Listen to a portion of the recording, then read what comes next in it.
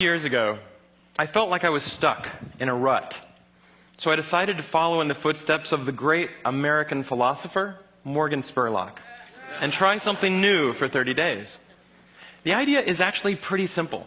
Think about something you've always wanted to add to your life and try it for the next 30 days.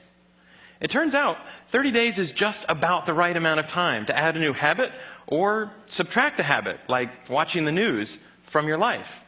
There's a few things that I learned while doing these 30-day challenges. The first was, instead of the months flying by forgotten, the time was much more memorable. This was part of a challenge I did to take a picture every day for a month. And I remember exactly where I was and what I was doing that day.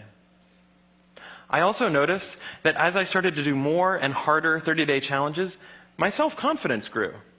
I went from desk-dwelling computer nerd to the kind of guy who bikes to work for fun.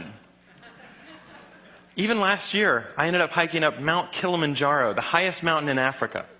I would never have been that adventurous before I started my 30-day challenges.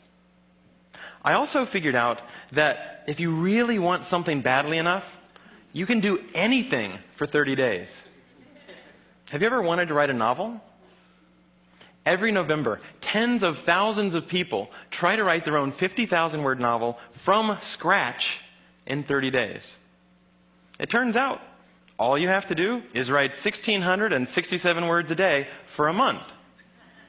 So I did. By the way, the secret is not to go to sleep until you've written your words for the day. You might be sleep deprived, but you'll finish your novel. Now, is my book the next great American novel? No, I wrote it in a month. It's awful. But for the rest of my life, if I meet John Hodgman at a TED party, I don't have to say, I'm a computer scientist. No. If I want to, I can say, I'm a novelist. So here's one last thing I'd like to mention.